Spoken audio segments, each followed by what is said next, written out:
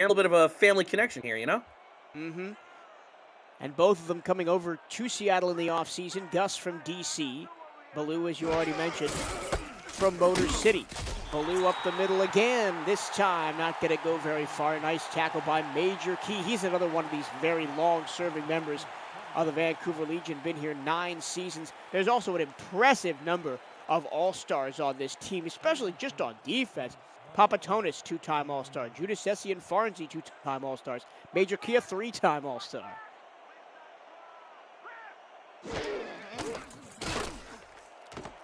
Nice pocket for Trellis Blanton, and he connects with Gares inside the Vancouver 10-yard line. First and goal for the Nemesis. And the team currently looking like they have all the All-Stars on their side is the team from Washington and the Seattle Nemesis, just launching these well-timed routes into the heart of the defense. You know, it's those classic zone beaters that every quarterback loves in their playbook.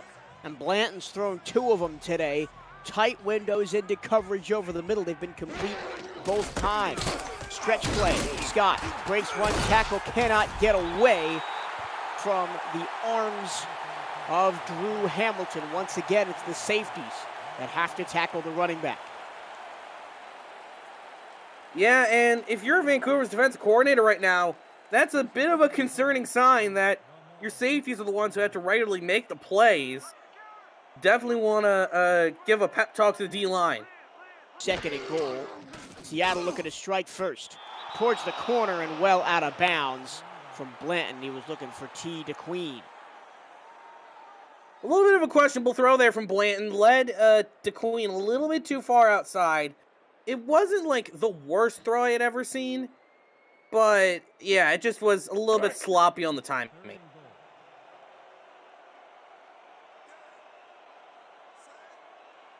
Third and goal. Vancouver looking to hold the Nemesis to just a field goal attempt after the fumble on their previous drive.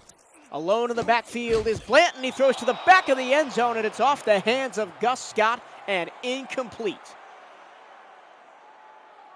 Good job from Vancouver to just lay a blank over the end zone. Realistically, when you're in these goal-to-go situations, passing the ball can become so much more difficult than usual because you have so little field to work with that it's really, really difficult for your receivers to get open. Christian Ronald Suey on to attempt the field goal. They're so close that it might as well be an extra point. With the right foot, he gets it to go, and the Nemesis are on the board. It's 3-0.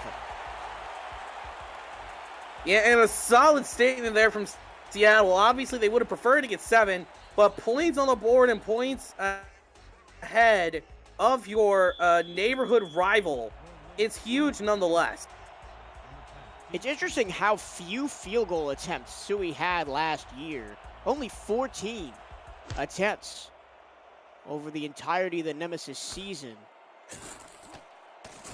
And for a comparison, chance to win, as we have a penalty on this kick return, chance to win had 26 field goal attempts. And we're going to have the legendary clipping called against Vancouver, which will set them back. Kind of an inauspicious opening for the Legion here in this first quarter, Jack. Yeah, they've come out a bit flat, like a soda left out on the counter for a day. Just not too much fizz going on in that offense. Started at their own 10 and now their own 12. And if you're just joining us, a fumble after a catch on their opening drive led to the Seattle short field and 3 points. It's going to hand the ball off to the safe hands of Robert Redford. He spins his way for 6 yards up to the 18. Almost looked like he was going to break that second tackle. Yeah, he could have been gone for a heck of a lot more yards. Luckily, though, Seattle was able to crush that and take that down. Seattle's defense has been their main contributing portion, particularly their front seven.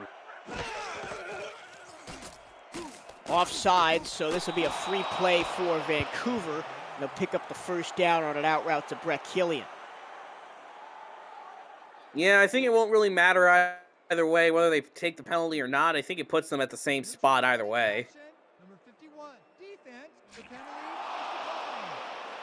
Brett Killian, I mentioned he's been in the league for a long time. This is his 12th season. He sits number 2 all-time in receiving yards behind DR Sim, and a fair way back behind DR Sim.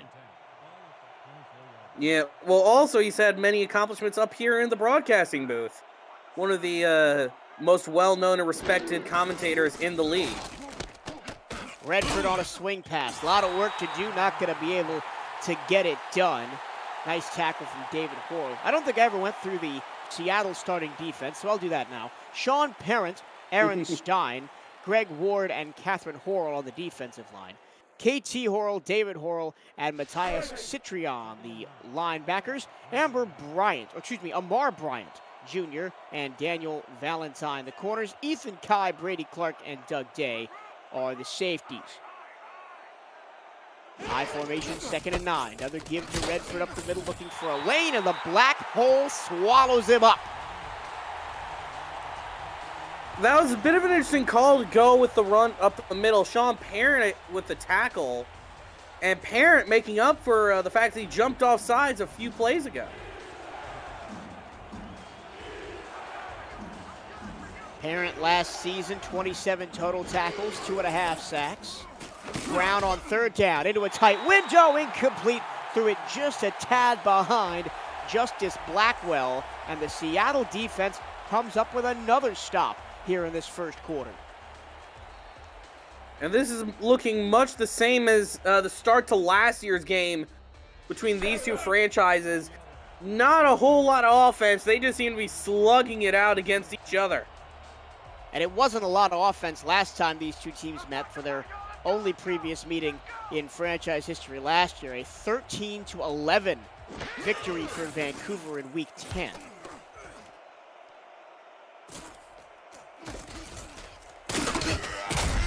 And it's going to be good field position again for Seattle as they start from the 46-yard line.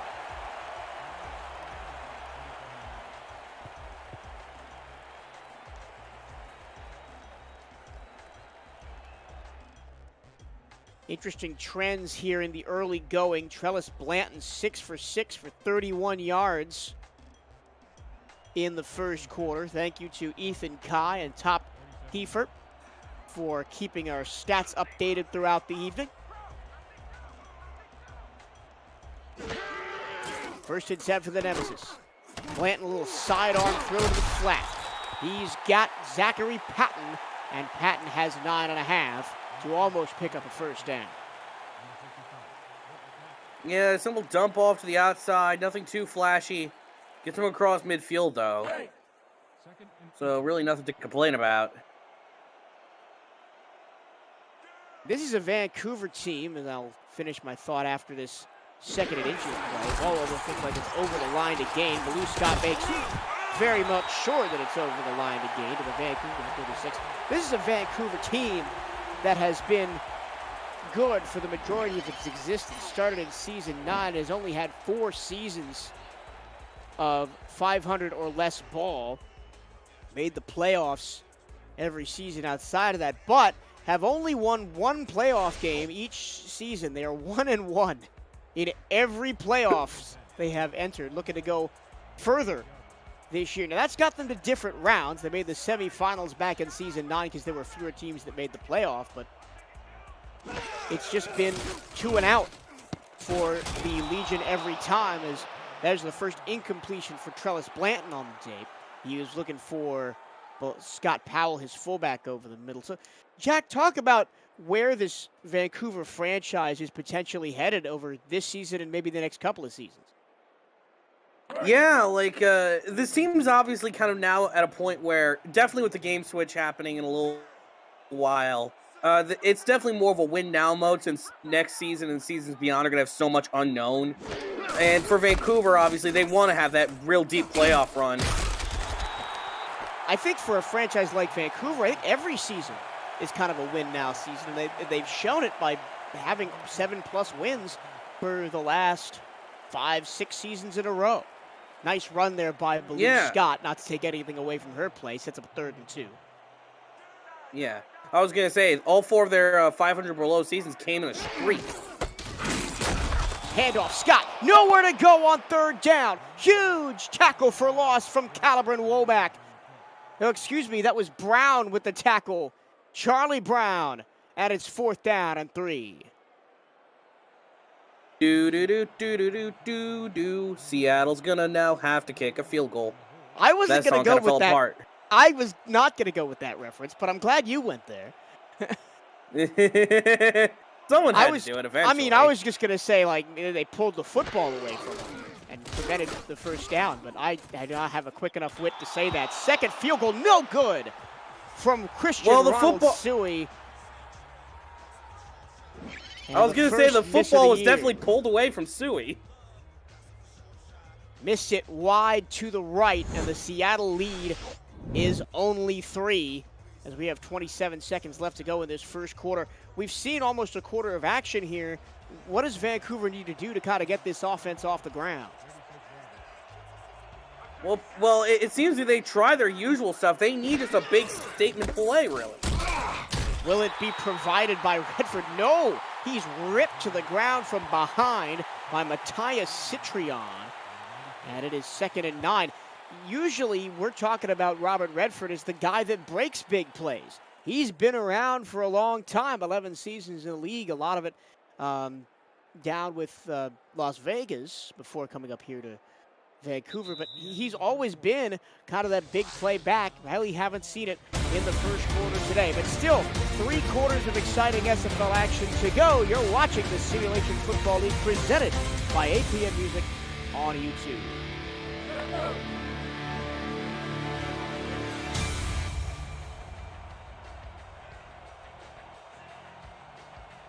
2nd and 9, split back. New look out of this Vancouver offense. A 2nd jump off sides for the Seattle defense, so this negative play doesn't really matter. Parent jumped off sides the 1st time. Aaron Stein goes this time. Neutral zone infraction, number 60. Defense, 5-yard penalty. Repeat. Those are the kind of plays that'll really hurt you, especially when if you think you didn't have that negative play, it would be 3rd down and 15 and not 2nd and 4. Yeah, but kudos to Vancouver just kind of trying to make something happen. You know, when there's no negative ramifications, just do what you can. Just have some fun. Now 2nd and 4. Stretch play to Redford. Has a lane to the outside if he wants it. He's going to take it. I mentioned where the big plays from Redford, and he says right here, right now, touchdown, Vancouver. And as I said, Mike, they needed a statement play desperately on that drive. That is the statement play delivered in a nice package from Robert Redford. And you can just see the lineman got the seal on the outside, and at that point, I think that was the tight end that made that block. He was gone. He was absolutely gone. The defenders weren't really going to catch him at that point. Good job on the chase, though, especially from Doug Day coming in on the camera at the last moment. Now that is what is called playing to your strengths. They ran to the left side. They got Mike Coverson and Michael Percoco and James Walters all lined up on that left side. They're 3 best blockers that they have on the field. They all got crucial blocks, and you know Redford has the speed to make something of that. Almost blocked is the extra point, but it is up and good from chance to win. Vancouver takes a 7-3 lead. So out of seemingly nowhere, here comes Vancouver. Yeah, and, you know, I think Seattle kind of knew that they weren't going to be able to withhold Vancouver's rushing attack forever. You know, you're going to get a few big plays like that every so often out of this Vancouver rushing attack. So now for Seattle, it's all going to be about how do they respond? How do they come back? How do they fight back after being kind of kicked in the teeth? Outside of that missed field goal, nice return by Gus Scott as he gets out to the 33-yard line. Outside of that missed field goal, it was a very good opening quarter for Seattle. They got the turnover. They got the field goal. They had Vancouver backed up in negative field position, and their offense, led by Trellis Blanton with some nice throws down the field, was able to move the ball. It's now just about keeping that momentum going. Four-man rush. Blanton into the teeth of the defense again, and he threads the needle for a third time to find the tight end, Paulie Truth. He makes music, and he catches footballs. Yeah, you know, Paulie Truth contributing to the legendary Seattle music scene, and that play, that catch was like music to my ears, watching him go downfield and make a play like that. He also commentates football as well as catches football. He's done a great job with Cameron Irvine on the main broadcasts this season. 5-step drop into the flat from Blanton, and he is going to connect with David Gers, and it's 2nd down and 3. And this is the kind of Seattle offense that we really expected to see after the end of last season, where they started to get things together.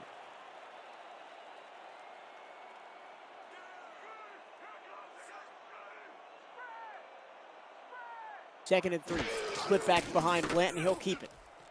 Throw to the flat. Again, it's wide open, and it's caught by Tita Queen, her first catch of the game. Oh, check that. That was David Garris again on the exact opposite route to what he ran on the previous play for a 1st down. Yeah, Gares, the former Vancouver Legion member, coming out here and cooking against his former defense. And the thing about these short out routes for Seattle and then the heavy running attack from Vancouver, we could be in for a quick game here, Jack, as neither of these teams like to really slow the game down. Yeah, but I mean, they're certainly looking to slow it down with all these routes going out of bounds. They're kind of leading him very close to the sideline here. I don't blame them, mind you. You know, it's just that Mark Lopez, Drew Hamilton, and Will Stern sitting back there. I don't think I would want to be throwing deep middle as much as the Seattle Nemesis have, but hey, it's worked out for them so far. This time a handoff to Blue Scott. Nice block, slips a tackle, 1st down. What a run by Scott. And Scott is just moving the ball at her will. 30 yards on 8 attempts so far tonight. You know, she was someone who a lot of people thought over the course of last free agency maybe wasn't going to be getting all that many carries for a team, but she has come to Seattle from Detroit and has already made some big moves.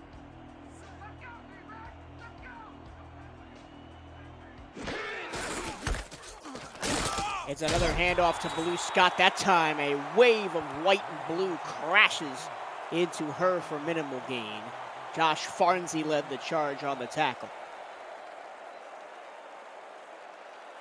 But they're still only 3 yards outside of the red zone, which I don't think we've really mentally processed just how much Seattle's been able to move the ball down the field this drive. Blanton looking again in the flat to David Garris, and he has been wide receiver 1 in the route tree today, despite being wide receiver 3 on the depth chart. I mean, hey, you just got to find out what makes it all work at the end of the day. And if he's able to get those yards a few at a time, that's good. Heavy look. Scott nowhere to go as Earl Fields the 4th read that play like an open book and makes the tackle in the backfield, 4th down, and Seattle is going to have to settle for a 3rd straight field goal attempt from Christian Ronald Suey.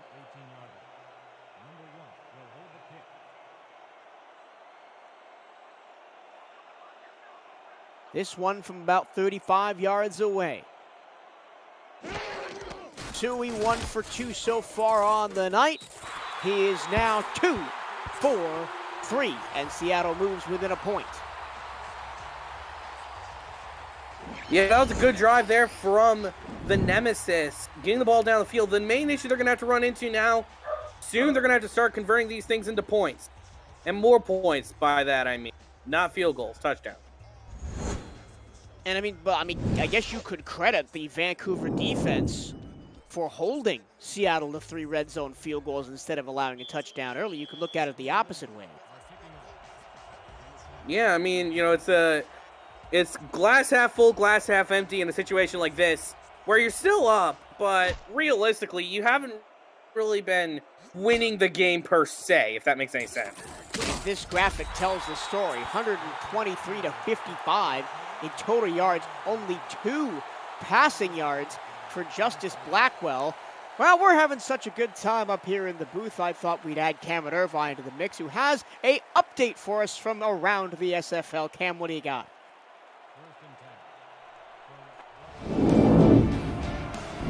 Thank you, Cirillo. Minnesota is off and running tonight in Los Angeles. They scored 3 out of their first 4 possessions in the first half. What a beautiful dime from Johnny Reno to Jason France. And Minnesota leads LA 21-3 in the third. Back to you guys. Now, correct me if I'm wrong, but I think that Minnesota over 1.5 games has only not scored on 1 possession. Yeah, and this is a team that last year was kind of struggling on offense a bit. Were primarily carried by their defense, coached by Johnny Bravo, and now they're absolutely running roughshod. Same exact play that Redford ran in for a touchdown on before, and he gets to the 40-yard line that time. Had to be chased down by Catherine Horrell. Sorry to interrupt you. Go ahead. No. And I like the fact that Vancouver's sticking to the run here. If you're going to be a run-first team, right, you got to be patient with the run. Don't lose faith in it too quickly if you're not getting too much going. And Vancouver's kind of done that. The first few runs weren't really going anywhere, but they stuck with it, you know, and they got a touchdown off it, and they're getting some big plays to boot.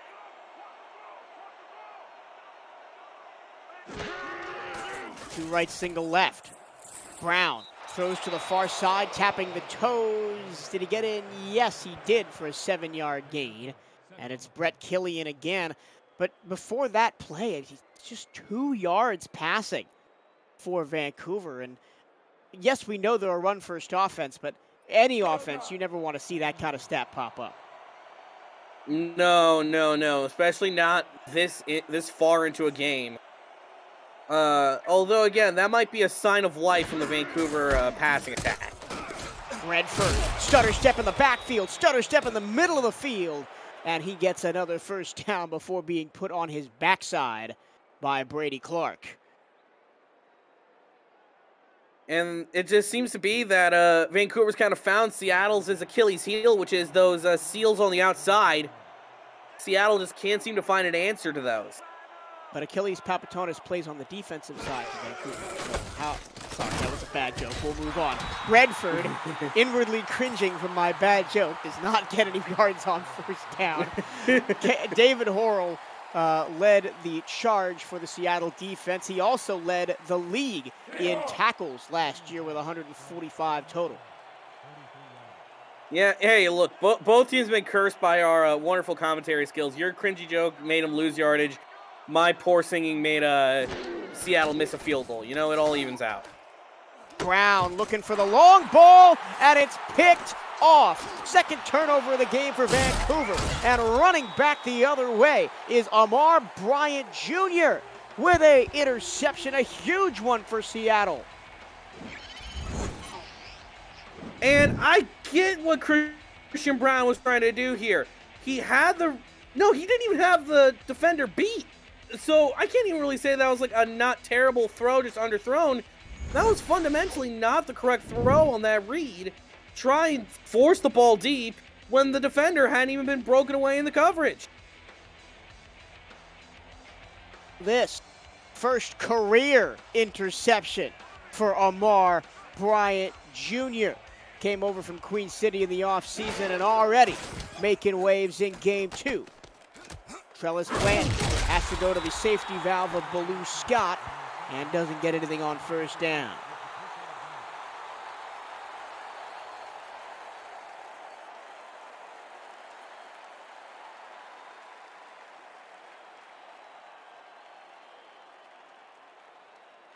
Liking that game so far? Smash that like button and subscribe to the channel if you haven't already. The SFL produces over 400 events a year. There's no one else that gives you more football. Don't miss a minute of SFL or SFLM action and help the channel grow through your support. Thank you for helping the SFL reach 10 years of operation through your viewership. Uh-oh, we have an injury on the field, and it's to David Lundy, the tackle. So maybe a missing piece on the offensive line for Seattle. And the run game for the Nemesis has not been their strong point early in this game, and it could now get weaker. Well, especially these inside runs inside of the tackles, it's not been working out crazy well. They've been getting most of the yardage on the outside, and their outside run has been easily their best component on offense, is when Baloo Scott can get out on her own. 5 wide on 3rd and 7.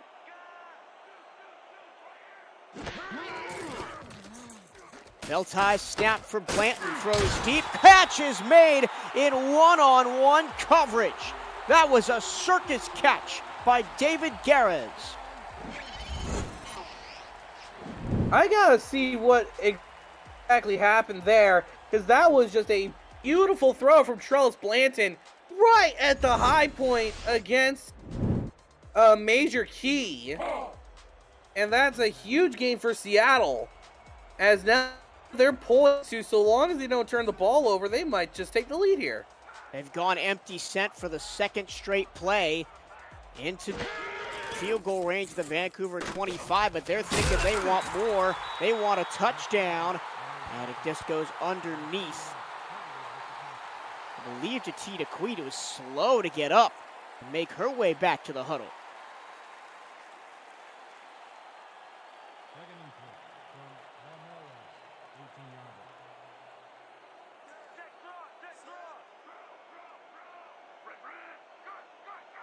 Second and 3. Blanton lobs it to the end zone, and it's knocked away. Josh Farnsey got his hands to it and prevented it from going any further. I mean, I can't be too mad about it, considering the fact that he was just trying to see what would happen. But in that many coverages, it might have just been better to see if he had something a little bit more shallow. And I don't blame Blanton for taking that route, as the deep middle pass has been Seattle's friend in this game so far as we approach the 2-minute warning of the first half.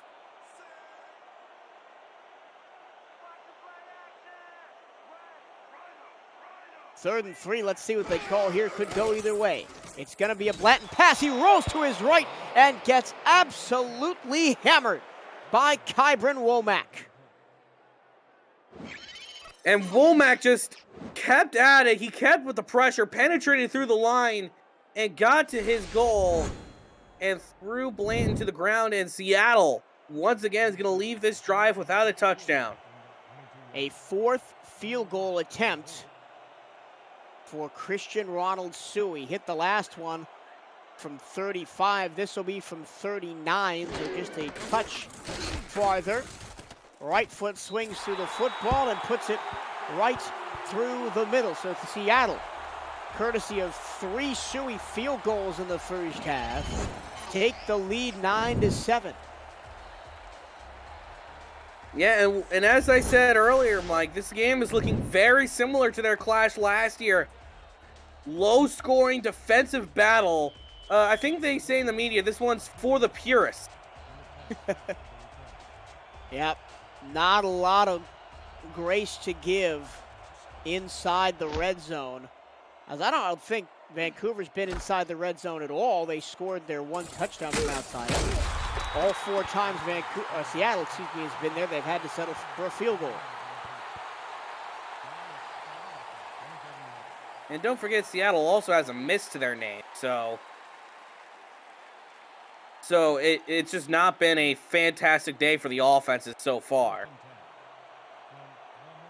Only real major play to speak of is the touchdown run by Robert Redford. This will be the last play before the 2-minute warning of the first half.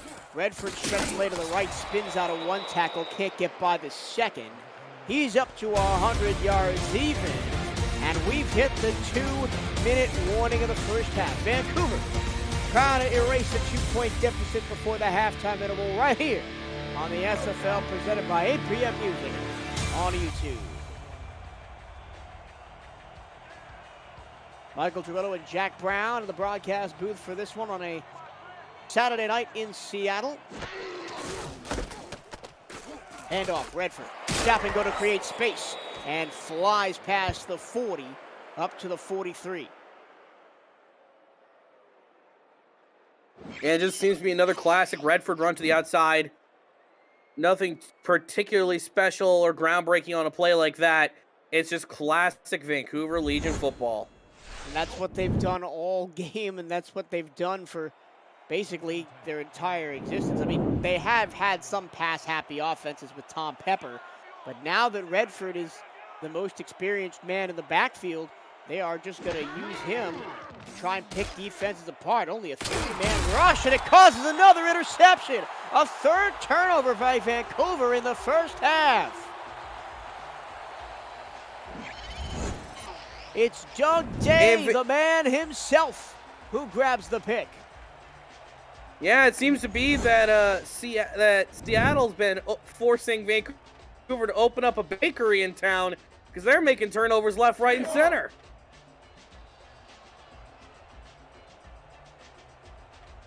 I don't know if this is a SFL broadcast or the late night in general with all these bad jokes going around, but Seattle, their defense is no joke. They've forced 3 turnovers in the first half. Ooh, maybe Trillis Blanton has been lucky he hasn't given one to Josh Farnsey as he bats another pass down.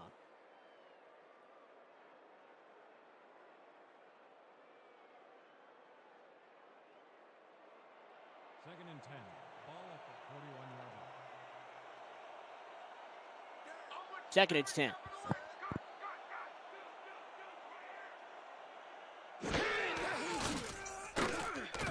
Into the flat.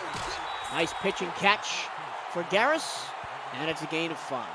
Sunday on SFL YouTube, the only matchup of the week that puts unbeatens from the season openers together takes center stage when the Mexico City Aztecs, in Jordan Sipes' first home game under center, welcome 3-time defending champion Baltimore to Estadio Mount Wilson for a rematch of the Season 19 semifinal. Kickoff is at 9 p.m. Eastern. Don't miss a minute of the action. Find that game link and hit the notification bell on the SFL's YouTube channel. Like, same exact play. They tried to go to T to Queen. It was well covered by Will Stern, and it's 4th down. You know, I was going to say, Mike, you know, as a wise TikToker once said, who needs Sunday Night Football when you have Baltimore, Mexico City on at the same time? And I couldn't agree with that man more.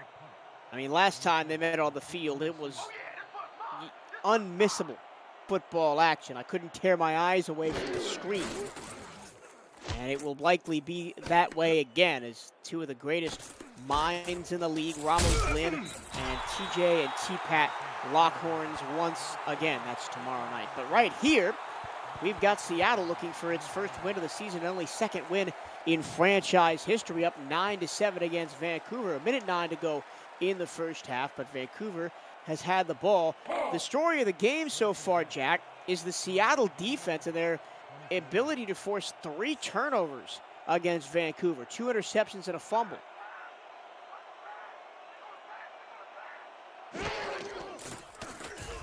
On 1st and 10, Brown pumps, throws, tipped, almost picked again.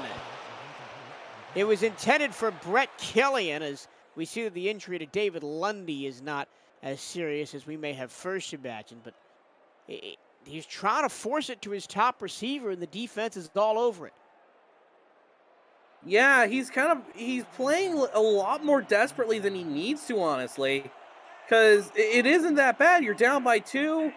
You know, like, it's not impossible to come back. You got time here, my man.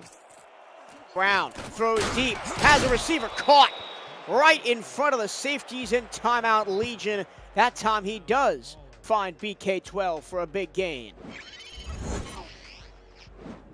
And now you see, this is the sort of stuff you want to be having, is just nowhere around him in the defense, or everyone's undersized, can't really compete with Killian, so he goes down with a big gain.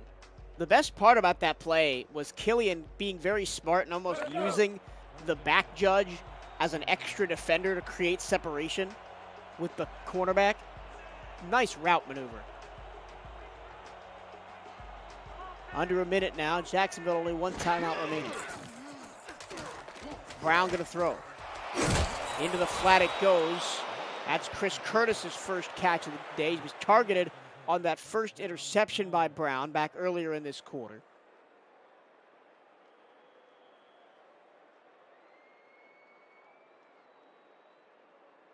And so far, that's the first catch for anybody not named Brett Killian in the ball game for Vancouver.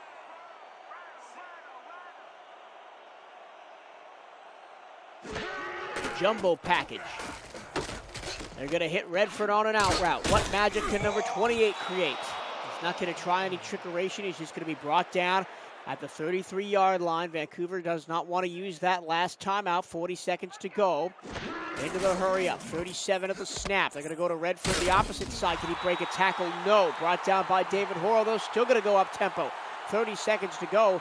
They're on the very, very edge of field goal range. Probably need a couple more yards to try and kick one here at the end of the half. It's Redford. He's tired. He's tackled by Matthias Citrione, and it's 4th and 1. And Citrione coming in hot, and I'm surprised Vancouver is just letting the clock wind down. 5 seconds. Will they call a timeout? Yes, they do. They almost ice chance to win as he was set up for a long field goal. But we'll do it again with 3 seconds left. Trying to run out there to get that kickoff. I can only imagine how much pressure's on the kicker when you have to like sprint out, get ready, get in position, and then run up and kick. Like that can't be fun. Last season, chance to win 25 of 26. This one would be a long one though. 49 yards.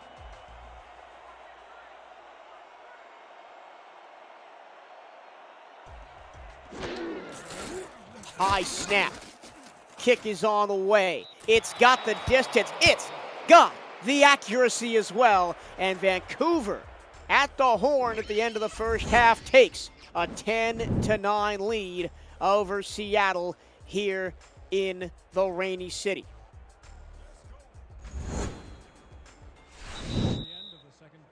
Darkwood Stadium a little bit subdued as we head to the break, Jack. Your thoughts on a very interesting, if low-scoring, first half here? Yeah, the game had a lot happen during that first half and some change. Seattle, I would say, overall had the better first half. They may be down the score by 1, but they put up a much better overall complete performance. They just need to put it in the end zone once or twice, and I think they'll be good.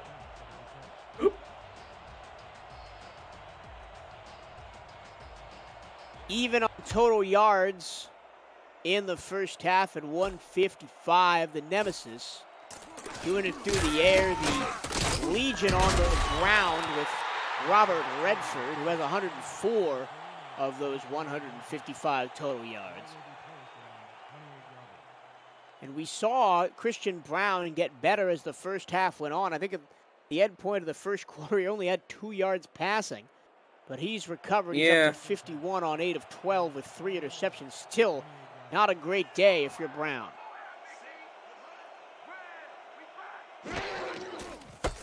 Redford, he has had a good day. And he has had a halftime interval to rest those legs. And he picks up 7 to get to 120 yards on the day. Yeah, most of them coming off a big run during the first half that gave Vancouver, so far, the only touchdown in the game scored by either side.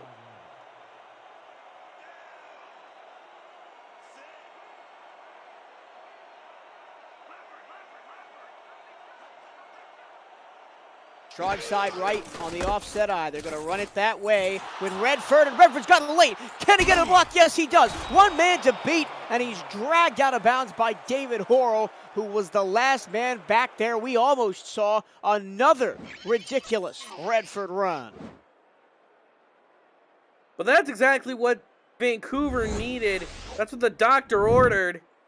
A good Redford run to get them across the field and possibly They're not too far away from field goal range. They want to extend their lead, but I'm sure Vancouver's eyeing the end zone.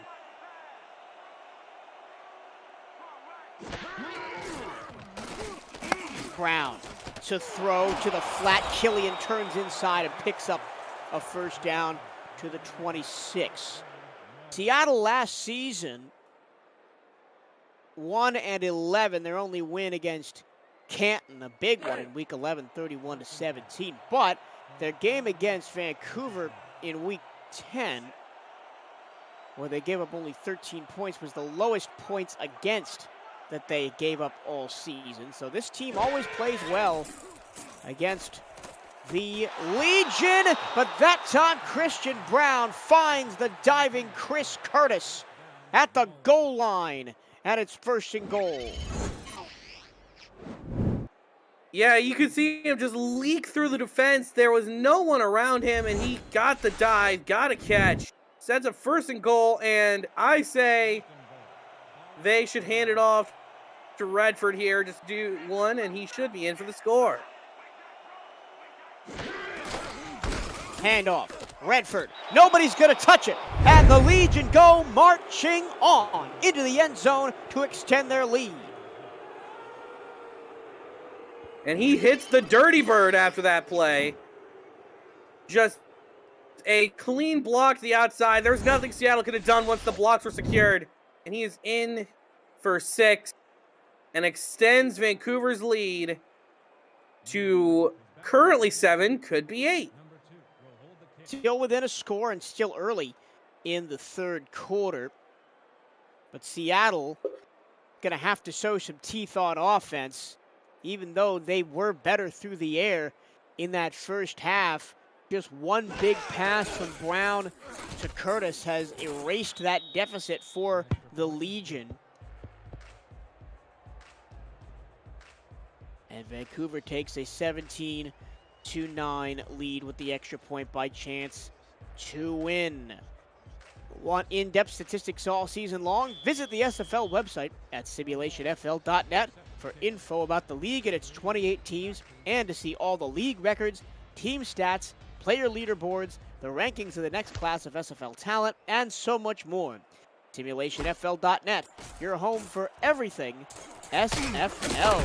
Speaking of the home for everything SFL, you and I, during the intro cinematic that is showing a lot of great plays from seasons past, we're talking about doing sort of a deep dive into the uniform history of the SFL. And I thought that would be super interesting to just kind of see, how teams evolve looks over seasons, how teams stay the same. Like, if you look at Vancouver, they have a long history in the SFL, but this is their look. You look at this team, and you know that's Vancouver. Like Queen City, if you look at them, you know that's Queen City playing. Not a lot of other teams could say that, right? Some teams like to experiment, change it up. Although I will say about Vancouver, I was looking around, I think it was in the Season 9 screenshots folder.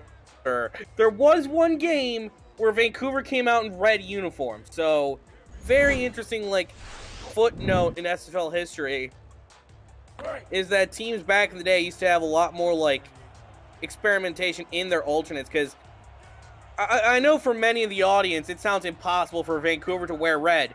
But trust me, it's happened. I can probably go find it again. I mean, it probably was a tribute to something, or, but maybe if Andy is around, or maybe Brett is around, they can tell us. And Mark Lopez says we need more of the red uniforms. All right, well, he is in favor of experimentation. Clearly, the people demand it. So, to the Vancouver front office, I guess, get on it. Your players want it. 2nd down and 6. Here's a handoff to Baloo Scott. And she's going to get close to a 1st down, 3rd and 2. Scott 49 yards to Redford's 151. And she's kind of been overshadowed by Redford's terrific day so far, but Baloo's had a pretty good day, especially running stretch plays to the outside. Yeah, she's been holding her own. This has been definitely one of probably the best games in her career so far. Scott answers the call, picks up a first down right to the midfield stripe. I think Christian Brown hit on it in the chat. The red uniforms were Canada alternates, maybe for Canada Day or some other holiday. That's would be my guess. Yeah, because like and they were worn against Mexico City, no less. So yeah. Oh, I maybe don't know. maybe something like how the Toronto Blue Jays wear red for Canada Day. Anyway, we're gonna focus back here on the football being played. Nice pass to the outside. I'll tell you who has had a good day. It's David Garris.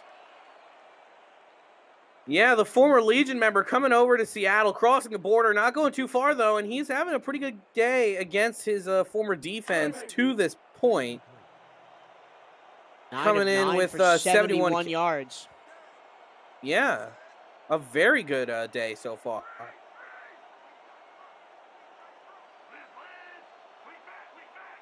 Seattle trying to get back into this, only trailed by 8. Blanton hit as he throws, and it's out of the reach of Garris.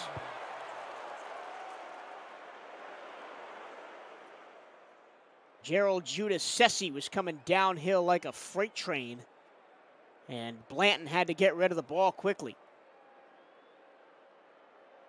Yeah, he came firing, and he's another one of those long-time guys here in Vancouver. He hasn't had the same number of seasons as guys like BK or Major Key or whatnot, but he is just as important to this Vancouver culture. And that Vancouver run stop.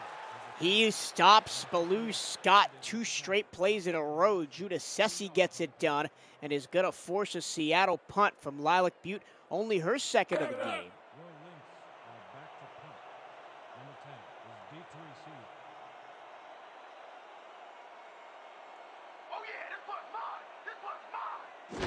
is D2 receiver. And this Vancouver bend or break defense that we saw in the first half has realized now they don't need to bend at all. That's a fantastic punt from Butte. It's downed by Little Wheezy at the 3-yard line. Deepest starting field position for any of these teams for Vancouver on this drive. 1st and 10. From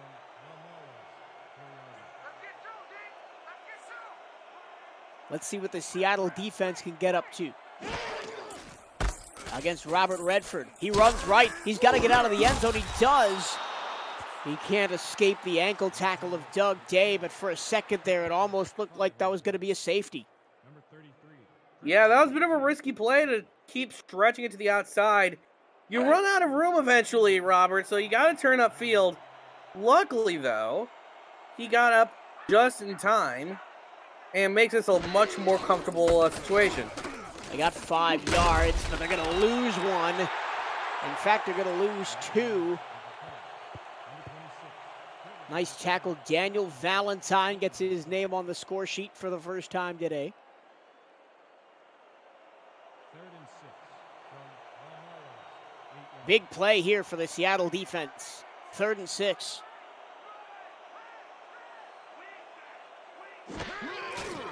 Brown hands it off to Redford. He is stopped viciously at the line of scrimmage by Amar Bryant. And it's going to be a huge field position switch for the Seattle defense. Yeah, they've essentially taken a manhandle on the momentum now, as they're going to have pretty much perfect field position. They might actually even get this ball on Vancouver's end of the field. From deep in his own end zone, Brian Patrick puts this one only to the 35. So Seattle Yikes. almost in field goal range when they hit the field. And if strike while the iron is hot is an adage that I want to use for the Seattle offense right now. And it's never hotter than right now. It just came out of the furnace.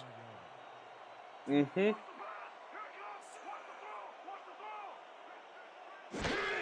We creep towards the end of this third quarter. Blanton again hit as he throws, and this time it is picked off. It's straight into the hands of Major Key, and he's going to get a block, and he's going to go all the way to the house, singing sweet music for a Vancouver touchdown that breaks this game wide open.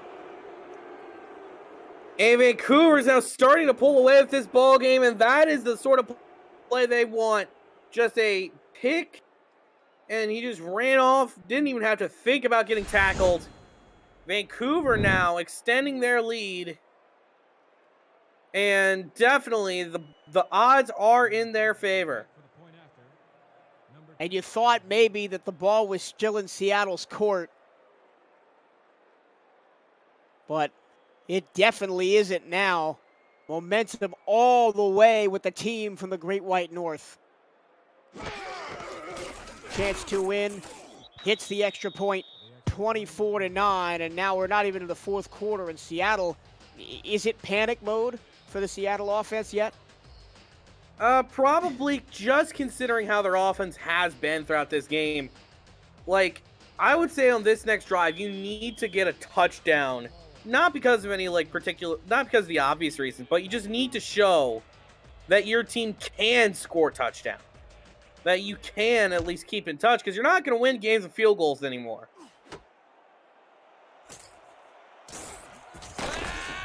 Gus Scott not going to get very far, only to the 24-yard line. Monday night, the Corbin Cup takes center stage when Carolina visits Charleston in the 13th all-time meeting between the Skyhawks and the Predators. Join Cameron Irvine and Paul Sarp for the call, and this week in SFL pregame, recapping all the exciting Week 2 action. Coverage starts 7 p.m. Eastern on SFL YouTube, a game that both of your commentators today have a very vested interest in. First down for Blanton. Swings it to the far side, caught by Garris. And he's going to pick up 6. Yeah, we both have very large investments in that game for the best named rivalry in the SFL, the clash for the Corbin Cup between Carolina and Charleston. Oh, yeah, absolutely. The Corbin Cup has staked its claim. 2nd and 4. Hand off, Baloo Scott breaks free, first down, and was a broken tackle away from potentially going to the house. Drew Hamilton, another safety tackle on a running back. Thin margins in this game, Jack, very thin margins. Yeah, it's been hairline throughout this entire game, and Seattle just, they're going ground and pound now. Scott on a stretch play to the right. Cannot get away from the right tackle. Achilles Papatonis, right defensive end, as I get the wrong my sides of the ball wrong. Papatonis makes a big stop. 2nd and 9 from your Lynx, 37 yards. 2nd and 10.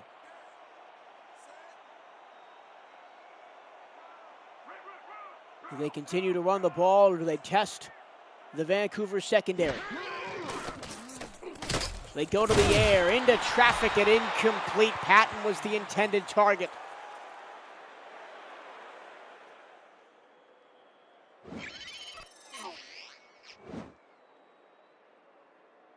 Bringing up a crucial 3rd down here. Yeah, they're going to need this too. And honestly, if I were Seattle, I wouldn't even be just thinking about the 3rd down. Getting a few more yards on top of it, really cutting deep into the Vancouver defense.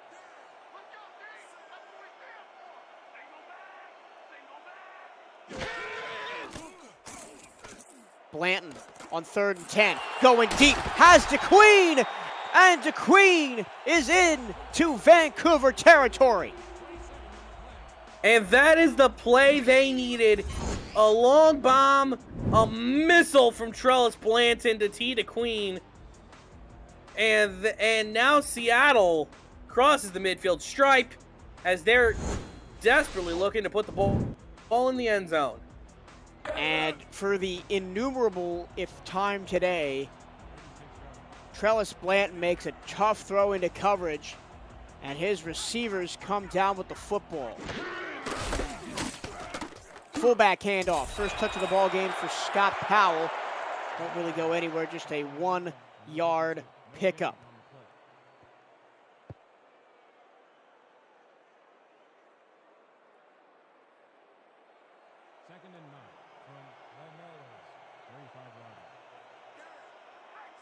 Seattle still yet to score in this second half. It's been all Vancouver. Blanton, oh, look out. Lester almost took it to the house, and it's 3rd and 9. Excuse me, Lister. That was dangerously close. Second straight 3rd and long on this drive for Seattle, this crucial drive to try and stay within touching distance.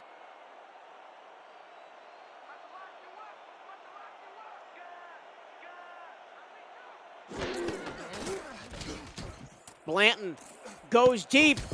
It's incomplete. The ball was a little underthrown, and Mark Lopez got his hand to it, almost pulled down the interception, but I think he'll take the 4th down instead. Yeah, that is a perfect play from the Vancouver defense, because if they had made that play, that was an easy 6 for Seattle. Lilac Butte on to punt once again. Trying to pin Vancouver deep. They were dropped at the 3 last time. They're dropped at the 7 this time. I mean, we'll say one thing for Vancouver. They have had to start in some very deep field position. Their own 10, their own 3, their own 12, their own 7. And they've been able to work out of it.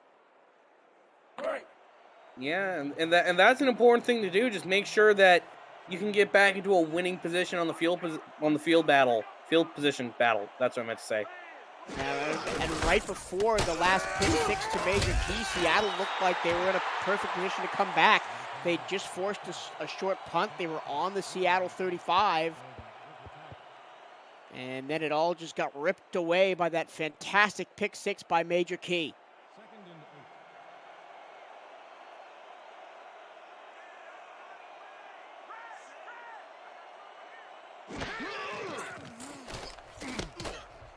Into the flat. Redford nowhere to go. 3rd down and 8. The Seattle defense has stood tall in this 3rd quarter after that initial touchdown drive by Vancouver to open up the second half.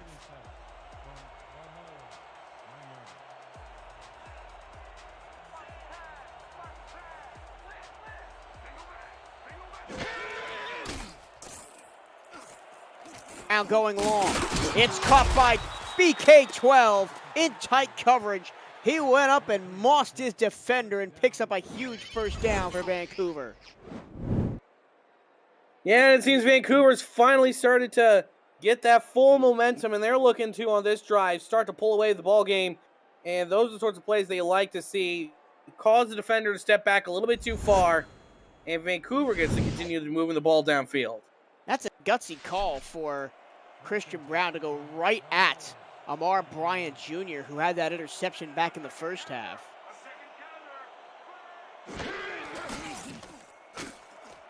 Another deep strike to Chris Curtis, who breaks a tackle, and he's gonna go inside the 10, down to the 7. Bryant saves a touchdown, but it's a massive play for the Legion. Yeah, that was a deep pass to Curtis. And just look at him. He was wide open, sheds the tackler. And Vancouver, not right on the doorstep to start pulling away and put this one behind him. And how many times in the SFL have we seen that play? Deep post, wide receiver makes the catch, shakes the defender, and then runs for a big gain afterwards. Legion knocking on the door, trying to break this one open as we hit the start of the 4th quarter. Right here on the SFL, presented by APM Music on YouTube. APM Music is unrivaled music to bring your stories to life, inspiring every production with the world's most robust and refreshed music collection, state-of-the-art technology, and world-class customer service.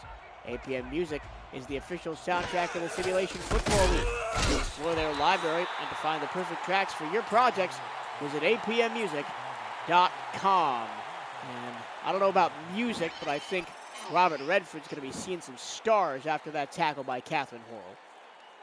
Yeah, that's not going to be a beneficial thing. You know, But yeah, won't be hearing any music there. As much music as Seattle, as the city's provided to the world.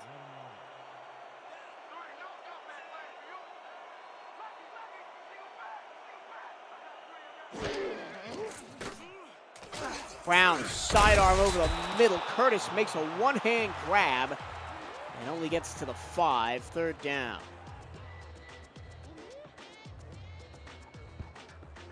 Gets to within the 5 though, and really if you're Vancouver, you're not panicking too much. This is pretty much exactly where you want things to be.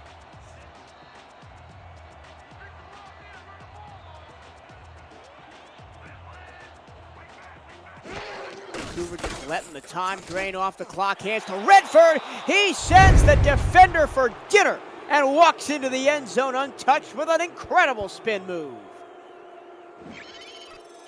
And if there's any worse time to be reminded of many different types of sandwiches, this would be a horrible time for the Seattle faithful, as Robert Redford sent the defender into the spin cycle, and Vancouver just starts to pull away.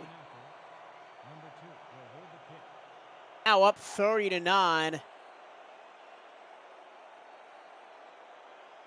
And this is starting to look like Seattle's Week 1 game against Atlanta. That game ended 37-17.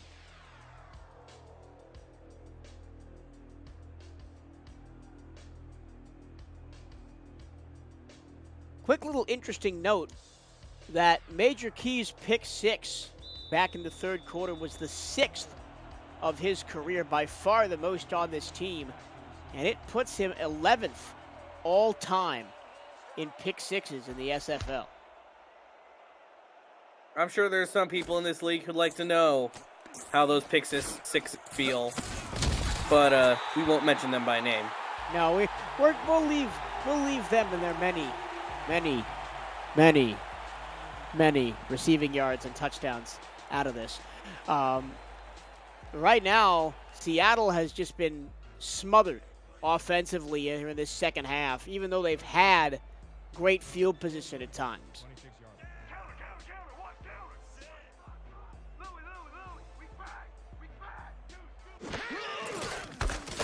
Handoff, Scott, nothing. Loss of 4. Yeah, not much going there. Reed.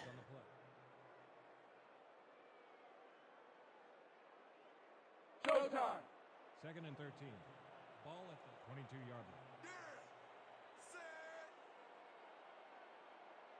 Second tackle for loss of the game for Vancouver. Earl Fields has one, and now Reed has one. Slanton into the flat. They really love that out route to David Garris. He's the top receiver on the team today. 77 yards on 10 of 12.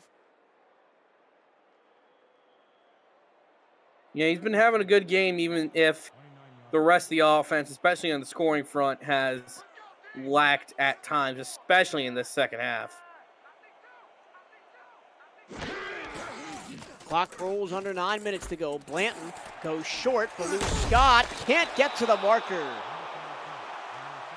Open field tackle applied by Will Stern, and it brings up fourth down and another 3 and out for Seattle. Yeah, it just seems to be that their offense, all the magic they had going, was zapped right from them on the pick 6.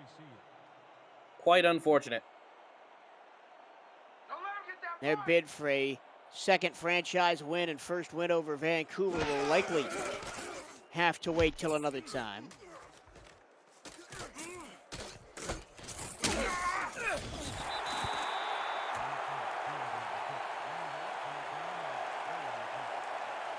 Around the SFL today, we had 4 games of action earlier.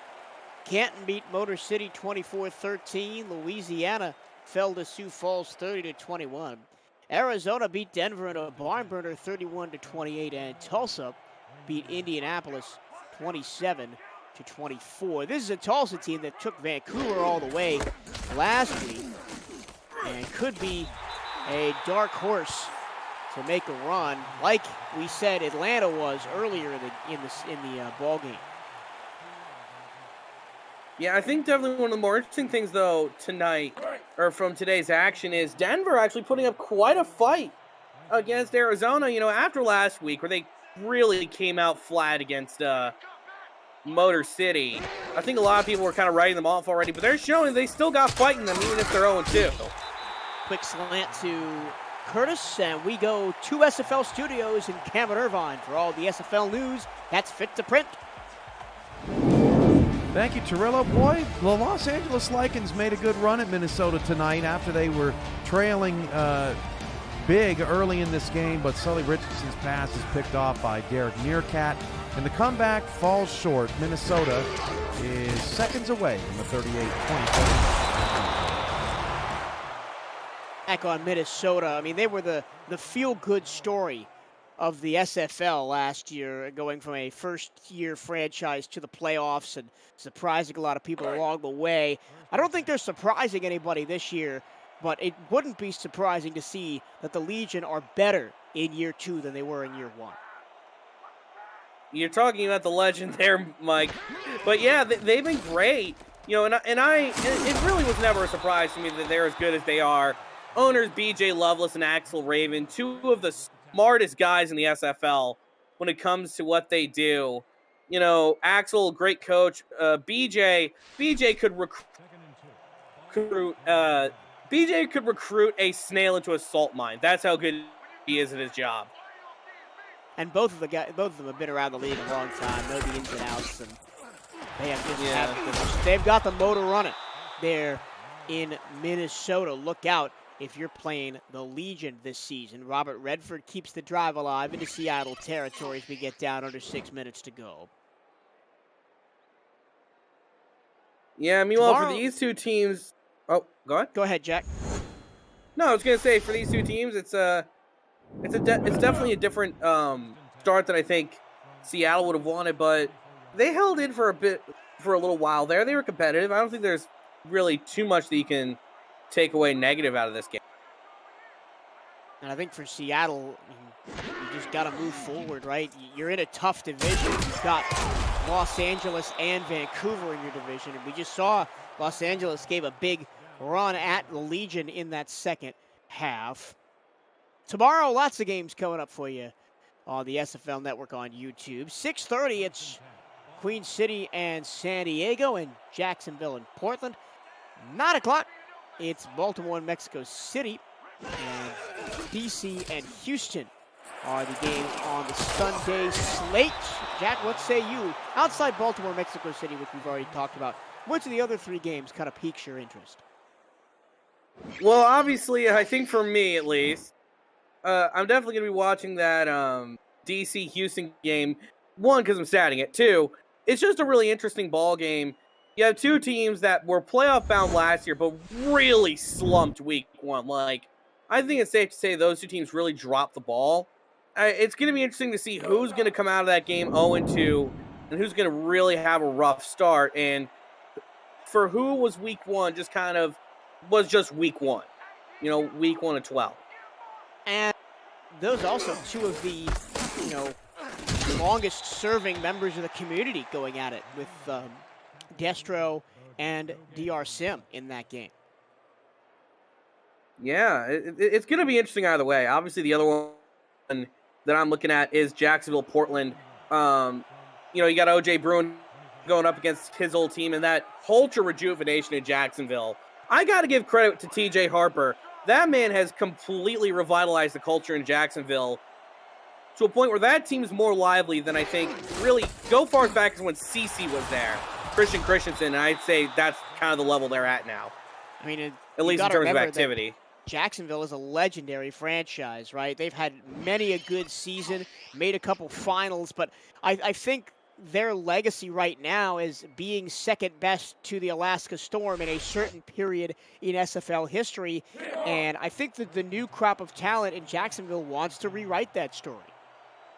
Yeah, especially since, the last few years in Jacksonville were a little bit of a slump.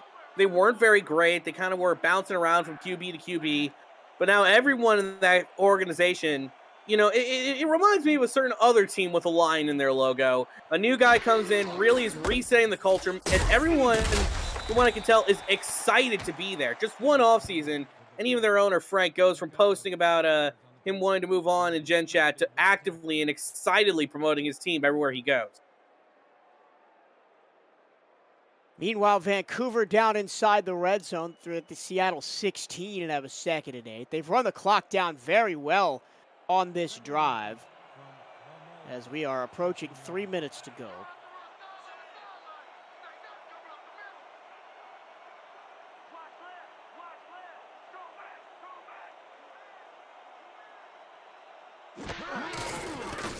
Handoff, Redford through the middle and tackled by Doug Day, short of the line to gain 3rd down and 3.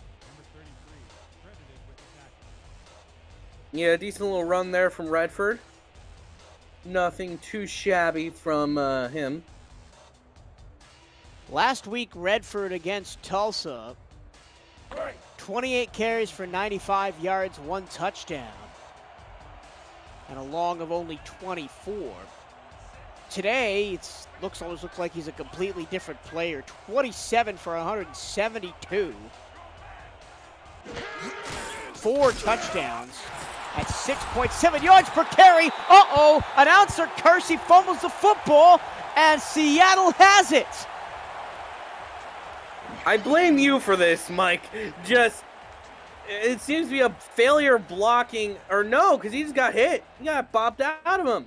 That was a great blocking up front. I thought he was going to make that little jump cut score. That's why I was hyping him up to get ready for a touchdown call. He just gets hit hard by Doug Day, coughs up the football.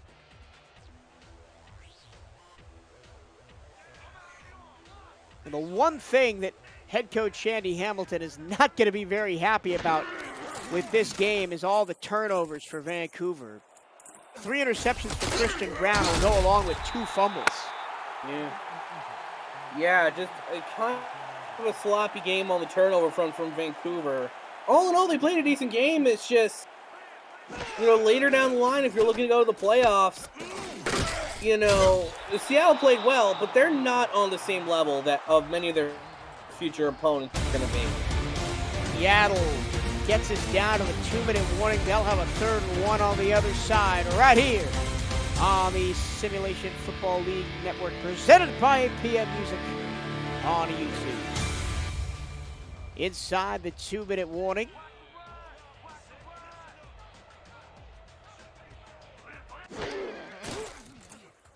Blanton on 3rd and 1. Moves in the pocket, throws a dart. And it's a 1st down grab for Zachary Patton. Don't leave the stream without joining our Discord server. I saw some people in chat that were just checking out the SFL. There's so much more to do in the SFL than just being a player. Join to check out content from teams and about the league created by the community. Participate in pick'em games, play the SFL fantasy football, and test your skills in the survivor pool.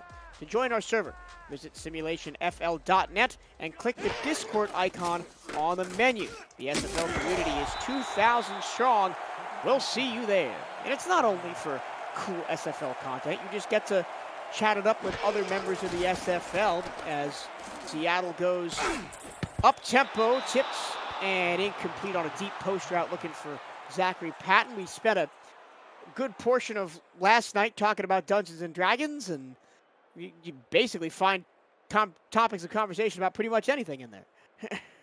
Yeah, absolutely. I've seen, many are movie reviews, lots of movie reviews in the SFL Discord for some reason. I've heard discussions on like geography, food, everything, including the SFL, and possibly a few more things that I'm just drawing a blank on. So jump in to the SFL Discord server. It's a great time. SFL M, MySFL's minor league, coming up in a couple of months. So get your name in the hat to make a player when that rolls around. Right now, it's a 4th and 2 for Seattle. And I'll be interested to see if the Nemesis go for this or just punt it away. The offense is on the field at their own 28-yard line. Bunch formation right. single left. First time we've seen this today. They're going to try and get the defensive backs confused with a bunch of post-snap motion, and it just doesn't work as a pass is overthrown from Trellis Blanton intended for T to Queen. Yeah, it just seemed to be a bit overthrown, and that should do it here. As Vancouver is going to advance to 2-0, and Seattle drops to the inverse, 0-2. And we haven't really touched on it since the very top of the broadcast, but this is a divisional game, even though it is only week 2. So they count more because you got to win that division to have a shot at the playoffs. That's not really true, but win your division, you're pretty much guaranteed that spot. So you want to beat the teams you around are, you know, yeah. Yeah, you get a spot in the playoffs guaranteed, and you get first priority tiebreaker over any other team that's around you. So if you're looking at the playoffs, like I'm sure these two teams want to for this year, you know, Seattle looking to poke their head in for the first time. Vancouver, well, it's the expectation, you know. I'm sure if they didn't make the playoffs, there'd be some very harsh conversations happening within that Vancouver front office.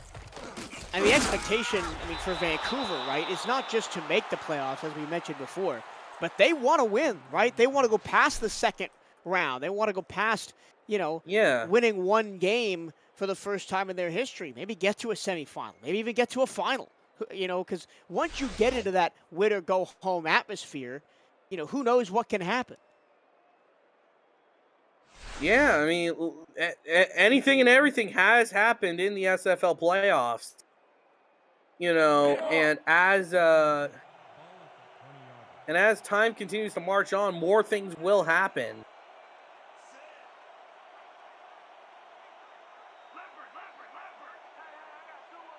We approach 11 p.m. Eastern Standard Time. We thank you all for sticking with us for another fantastic day and evening of SFL action. Once again, 4 more games tomorrow, and then, of course, the Corbin Cup Monday night with Cam and Paulie Truth on the call.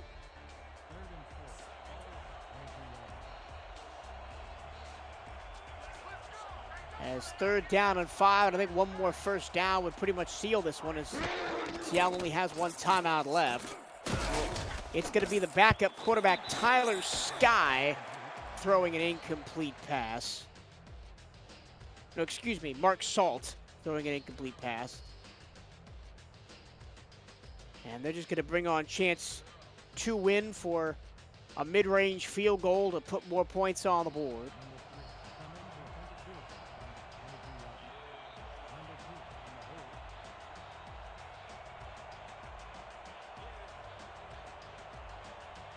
So as was the case for most of last season, it's going to be back to the drawing board for Seattle. Kick on the way, kick is good. Chance to win, perfect on the day, makes it 34-9.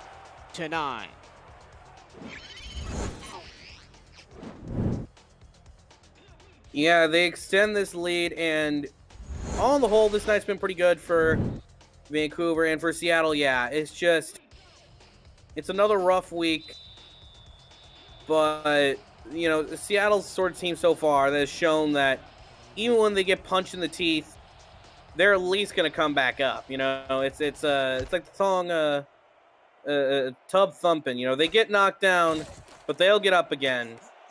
You ain't never going to keep Seattle down. With our 3rd or 4th musical reference of the evening.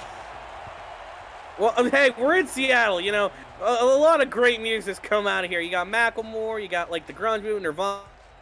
You know, you have one of my favorite bands, Sunny Day Real Estate, is from the Seattle area. You know, you got a lot of great stuff.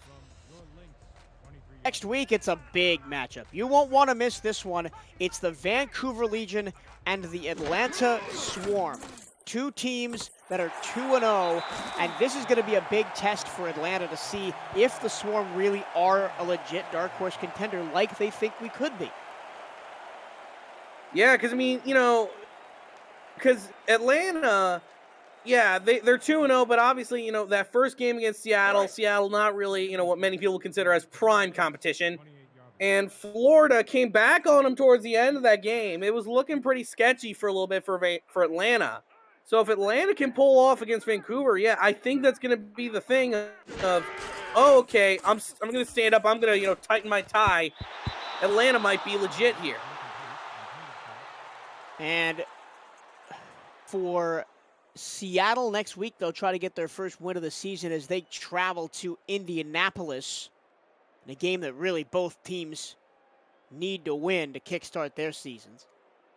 3rd and 5 from Yeah, that if they win that game, it'd be their first road victory in franchise history, showing that they can take their show on the road.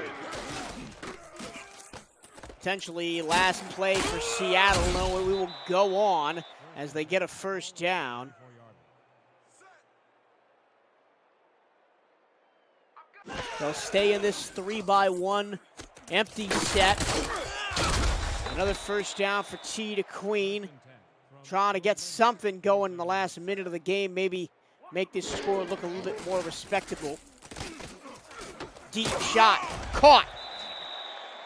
Gus Scott inside Vancouver territory, and Seattle calls their final timeouts. Yeah, and you can tell Seattle just playing for pride right now. They're doing a pretty dang good job at it, throwing the ball deep down the field. They're definitely looking to make this score more respectable. Potential matchups to keep your eye on next week. Florida-Tulsa. That'll be a game to see if Florida can rebound, and that's going to be one of those games like, is Tulsa legit? We don't know yet. And can Denver continue their hot, quote-unquote, start against Canton?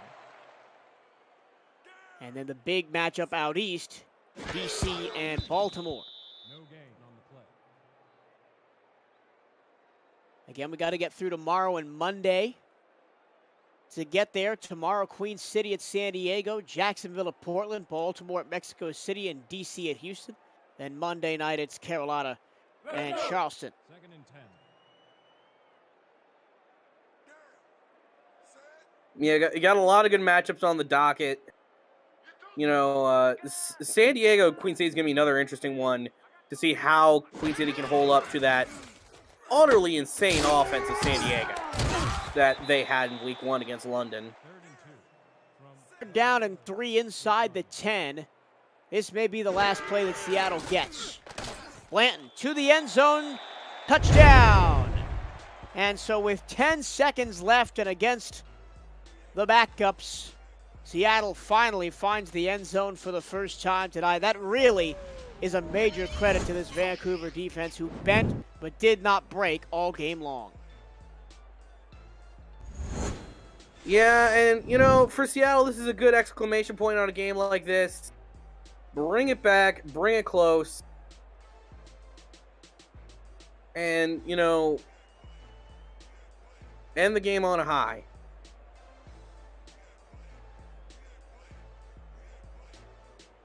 Seven seconds left. Christian Ronald Suey, who is 3 for 4 on field goals today, is now 1 for 1 on extra points, and I believe the game will end on the kickoff unless it is a very short kickoff. Yeah.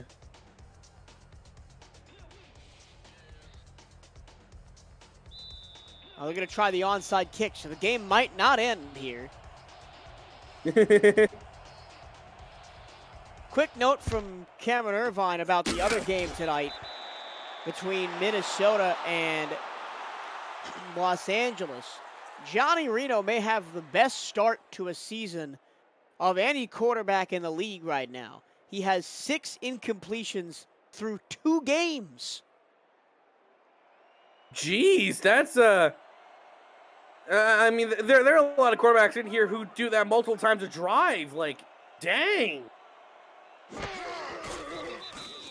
There's the kneel from Vancouver, and we will end things here from Seattle. Final score from Darkwood Stadium. It's the Vancouver Legion 34 the Seattle Nemesis 16.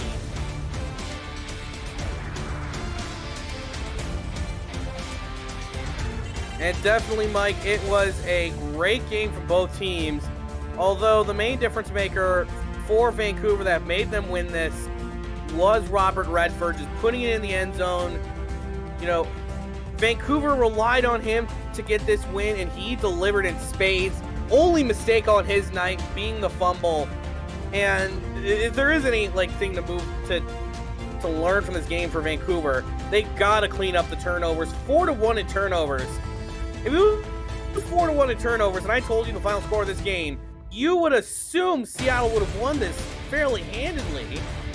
But Vancouver ended up winning this, and that's the only turnover Seattle had, and that contributed to their downfall majorly. Yeah, I mean, two of the turnovers, excuse me, not really Christian Brown's fault. There were two fumbles there. One for Justice Blackwell and one for Robert Redford. But Brown did throw 2 interceptions. But again, Robert Redford, 30 carries, 177 yards. Malou Scott really couldn't get anything going, 18 carries, 64. And the only touchdown on the night for Seattle was a garbage time one to T. DeQueen.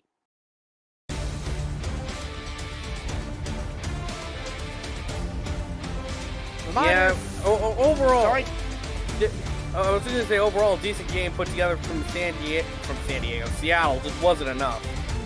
And I mean, it's just the offense could never really find a rhythm. We thought in the first half that this might be a defensive slugfest, and Seattle may be in it at the end because neither team could score. Vancouver, through Robert Redford, who is the player of the game, found their scoring stroke and just kind of pulled away from a Seattle offense who struggled to move the ball in the second half.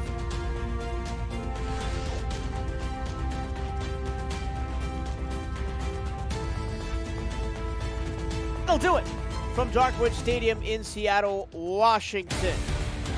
For Ethan Kai and Top Kiefer on Stats, Cameron Irvine doing the broadcast from the studio as always. My name is Michael Sabello. Jack Brown was alongside me in commentary. We'll see you next time for more SFL action.